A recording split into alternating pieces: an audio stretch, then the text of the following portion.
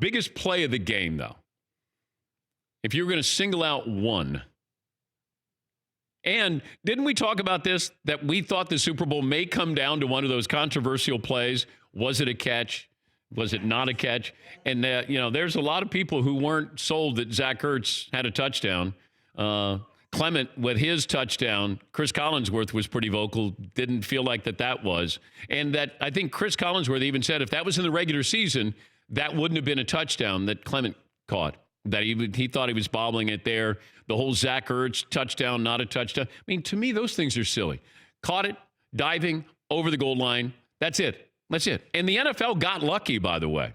Could you imagine if that got reversed and then we would be dissecting this forever? What is a catch, not a catch? Yeah, Paulie. But if you're a Patriot fan, should you be mad at either of those calls? No.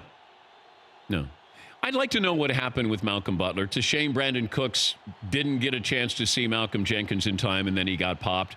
Gronk came to life in the second half. Hogan had a great game. It's strange to say this, but I'm watching Brady. I didn't think he had a great game. And he threw for 500 yards, and he had, 3 touchdowns and no interceptions. And there's still that moment that you thought Brady still had time. Yeah, I was hoping he wouldn't. The fumble, when I'm watching it, so I'm behind the goalpost. So when I see the strip sack, I'm not quite sure if he's going forward or not because I'm not watching on TV. And then you're just hoping that they get it back because that's what you wanted. You wanted the ball in Brady's hands. They got to score a touchdown, and they got 2 minutes and 27 seconds to do it. But the Eagles finally get a sack, and that sack, I think, might have been the biggest play because you don't want Brady to have the ball in that situation. Because, look, the Eagles' defense, that secondary is not very good. And Brady, without Brandon Cooks, of course, they don't have Edelman all year long, and he's slicing and dicing there. And that would have been fun to see that come down to the final 2 minutes. Yeah, Paul. One thing that stood out to me, the Patriots having to burn 2 timeouts in the second half early and not having those in their pocket at the end, they could have given Brady closer to 150 in the ball to end the game if they had one more timeout. And then you had the missed field goal. You had a missed extra point. And those are moments where you go, just remember this. Brady dropping the wide open pass. There were just moments. I didn't think I was shocked the Patriots were in the game. If I just showed you plays from the first half, even the interception Foles had, I mean, it's a ricochet from Alshon Jeffrey, and Gilmore, is playing great defense there. And they, the Patriots come up with an interception. But aside from that, Doug Peterson, to me, won that game. If you could give a coach an MVP, I would have given it to Doug Peterson because he had confidence in Foles. He wasn't afraid. Those fourth down calls, he had, you're looking at a guy who wasn't afraid on fourth down. And when he came to the line of scrimmage, it was like, oh, he's going to try to draw him off sides. No. And a couple of times the pass to Ertz on a fourth down. Foles with a touchdown reception. I don't like to say somebody outcoached somebody.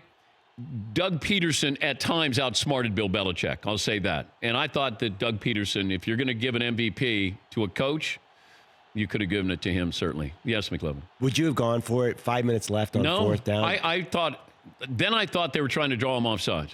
Yeah, they were down by a point at midfield. I thought that was the game.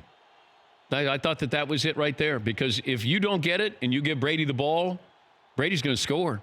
And they hadn't been great in those short passing situations. They missed on a couple 3rd and 1s. But I got to tell you, all 4 of us were like, go for it, I think. Go for it, I think. Yeah, we were debating. The 4 Danettes were play calling together at the end. But you have to keep it away from Brady. In that situation, you weren't going to stop him. And Gronk was, starting to come alive. And I said all along that, the defensive line and the offensive line for the Eagles, that combo was the best in the NFL. The secondary wasn't great. Opportunistic, but wasn't great. And Brady, Hogan is looking like Lance Allworth out there. They're making him like an all-pro. Gronk in the second half, was Gronk. But, man, I thought the running backs were going to be a big deal. I thought that James White, I thought Deion Lewis, Rex Burkhead, they were going to be the stars. Yes, Paulie. We were surrounded, like everybody, with Eagles fans. And when the Patriots took the lead, 33-32, the air just went out of the entire building in our area. Even McLovin, who's an Eagles fan, is like, gosh, darn it. Like, it almost resign yourself to your fate. And then the Eagles go 14 plays, 75 yards with the 4th and 1 with Ertz, and they burn 7 minutes on that and just took back control. But that's what you want. I mean, you had people stepping up and making big plays. And Foles, I mean, I'd love to know if he was hooked up to a heart monitor, what his heart rate, his heartbeat would be during that Super Bowl, because they let him go right away. You know, it wasn't one of those, hey, we're going to reduce the playbook here.